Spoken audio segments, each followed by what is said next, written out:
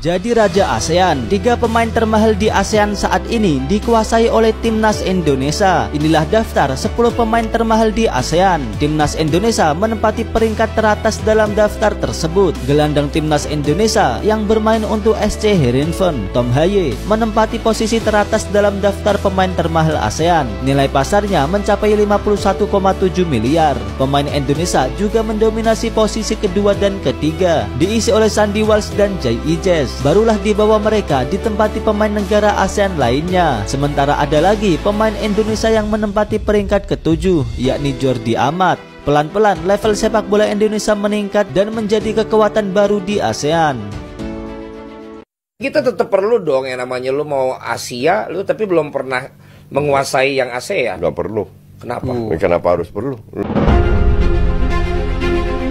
Seperti yang kita tahu, Indonesia adalah satu-satunya wakil ASEAN yang akan mentas di ronde ketiga kualifikasi Piala Dunia. Tentu pencapaian ini patut dibanggakan, mengingat momen seperti ini sebelumnya belum pernah terjadi. Dengan lolosnya Indonesia, mereka berhak mendapatkan dukungan dari ASEAN. Namun sebaliknya, tim-tim ASEAN justru terus mencari-cari kesalahan timnas. Tak terima alasan apapun, Federasi Sepak Bola ASEAN alias AFF bersikukuh kepada Indonesia agar memainkan skuad senior di ajang Piala AFF nanti sampai bilang begini. Ya, seperti yang kita ketahui, Piala AFF awalnya dijadwalkan pada bulan November hingga Desember. Namun Federasi Sepak Bola ASEAN memundurkan jadwal tersebut menjadi 9 Desember mendatang. Nah, keputusan tersebut pada akhirnya membuat banyak pihak berspekulasi bahwa perubahan jadwal ini disebabkan oleh rencana timnas Indonesia yang akan menurunkan skuad U23 di ajang tersebut. Meskipun AFF punya alasan resmi, namun banyak pihak mengatakan kalau alasan AFF ini kurang meyakinkan. Sebab bagaimanapun pihak AFF ini punya kepentingan ingin memastikan turnamen ini berlangsung dengan kualitas terbaik.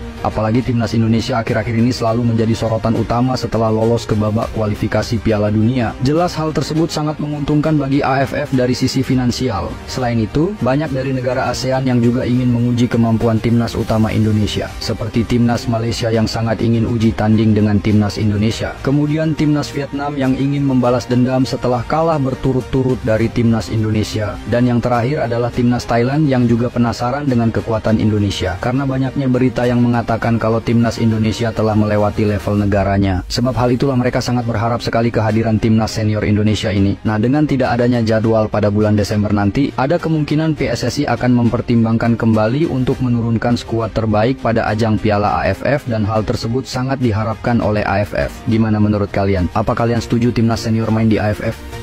Ya. Singapura 4 kali juara AFF gak pernah main di Piala Asia. Kan itu tangga yang harus dilalui. Enggak, it doesn't work like that. Ini bukan matematika. Ya contoh paling bagus, nggak ada orang yang bisa kasih statement melawan statement yang gue bilang Singapura 4 kali juara AFF nggak pernah ikut Piala Asia. Mau kayak gitu. Jadi kalau gue bilang nggak perlu. Dan gue sangat setuju kalau dibilang ini ajang uji coba untuk pemain-pemain lokal kita. Karena gue lihat ada beberapa pemain lokal yang levelnya mendekati dengan pemain diaspora. Yakob Sayuri, Rizky Ridho, Witan. Kalau dikasih kesempatan kemarin Dewangga main keren banget. Terus pemain yang sering diberi kesempatan di U23 Ferrari, Komang, Bagas juga bagus. Bagas. Nah ini kan biar mereka yang bermain, mereka ini butuh jam terbang. Dengan hadirnya diaspora kan secara langsung jam terbang mereka berkurang. Nah inilah ajangnya untuk pemain Liga 1 menunjukkan bahwa mereka dengan pelatih gue udah berkembang loh. Walaupun ini lokal semua, gue bukan timnas kayak yang dulu lagi. Kita sudah bisa bermain, kita sudah maju, kita bisa bermain modern, di press nggak panik. Hal kayak gitu itu harus ditunjukkan di ajang AFF. Langkah yang dilakukan Indonesia tersebut kini mulai mendapatkan sorotan dari ASEAN, salah satunya dari Vietnam. Beberapa media mereka memberitakan timnas Indonesia, ada yang memuji namun ada juga yang menghina dengan kebijakan yang dilakukan oleh tim Garuda. Tentu sebuah bukti jika apa yang dilakukan Indonesia paling tidak sudah membuat Vietnam merasa was-was, karena perlahan kekuatan Indonesia semakin hari semakin kuat dengan beberapa pemain baru. Selain Vietnam, Thailand juga memberikan reaksi soal perkembangan timnas Indonesia. Menurut beberapa media, tim negeri Gajah Perang itu protes karena Indonesia kini menjadi tim rasa Eropa. Entah benar atau tidak, namun yang pasti Indonesia saat ini memang menjadi sebuah tim rasa Eropa karena banyak pemain keturunan yang banyak memiliki darah Eropa. Berbeda dengan Vietnam dan Thailand, India malah memiliki pendapat berbeda soal kekuatan baru Indonesia. Tim asal Asia Selatan tersebut malah ingin menjajal kekuatan skuad Garuda. Mereka penasaran seberapa hebat pemain keturunan dari Indonesia. Niat itu disampaikan oleh Duta Besar India yang ada di tanah air, yakni Sandip Chakravorty. Saya ingin mengatakan bahwa saya sedang berdiskusi dengan Federasi Sepak Bola Indonesia dan Federasi Sepak Bola India untuk membawa tim nasional datang dan bermain di sini. Kami mungkin tidak berprestasi dengan baik di peringkat FIFA, tapi saya percaya tekad itu ada. Dan saya pikir itu menyatukan orang. Dan ini adalah hadiah yang indah untuk rakyat Indonesia dan rakyat India ketika kami merayakan ulang tahun ke-75, kata Chakravorty pada CNN Indonesia.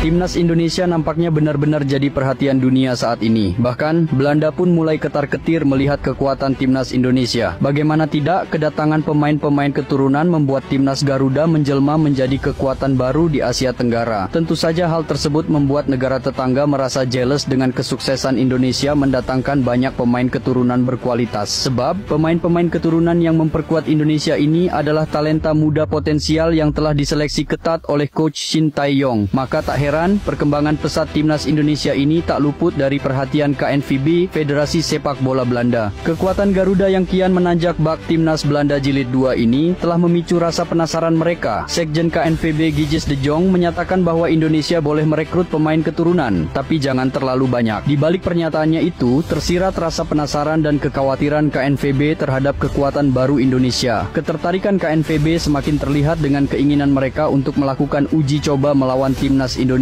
Pertandingan ini akan menjadi ajang pembuktian kekuatan Garuda di hadapan sang inspirator. Sementara itu, Ketum PSSI Erick Thohir telah menghubungi beberapa negara besar untuk uji coba dan salah satunya adalah Timnas Belanda. Menarik untuk dinanti. Gimana menurut kalian?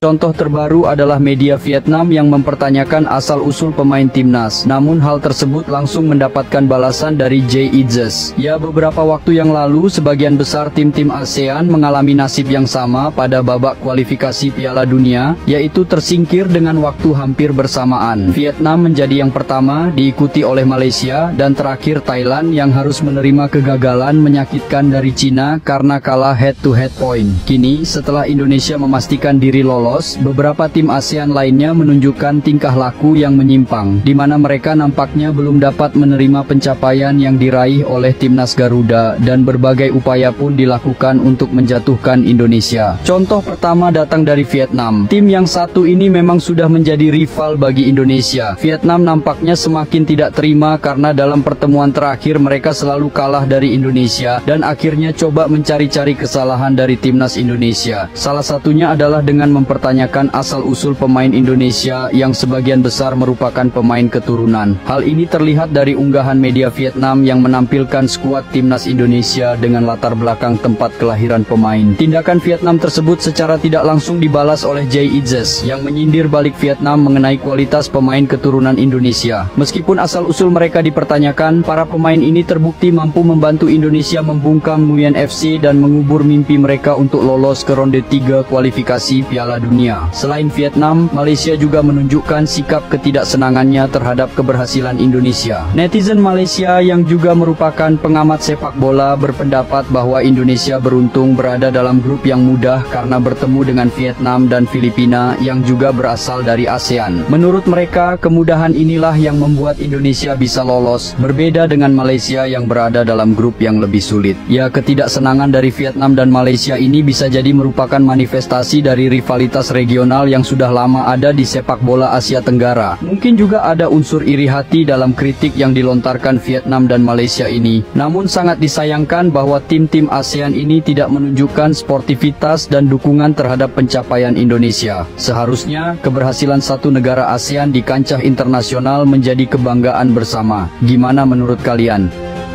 Vietnam udah basi, media Thailand akui Indonesia sekarang rival mereka. Media Thailand Sportstream gak ragu-ragu lagi mengakuinya. Semua ini terjadi karena apa? Kalau bukan karena Timnas Indonesia yang berisikan pemain-pemain dari Eropa yang menaikkan kelas Timnas Indonesia. Media Thailand ini bilang Vietnam udah kadaluarsa. Saat ini Vietnam udah berubah jadi tim biasa-biasa aja semenjak di bawah asuhan Philippe Troussier. Sekarang rival utama kami adalah Indonesia dengan para pemain naturalisasinya. tulis media Thailand Sportstream. Ternyata media-media luar lebih dewasa ya dibandingkan sebagian netizen Indo sendiri. Gimana nih, kalau timnas Indonesia lolos ke putaran ketiga kualifikasi Piala Dunia 2026, kita bisa kompak nggak pakai tagar STYST?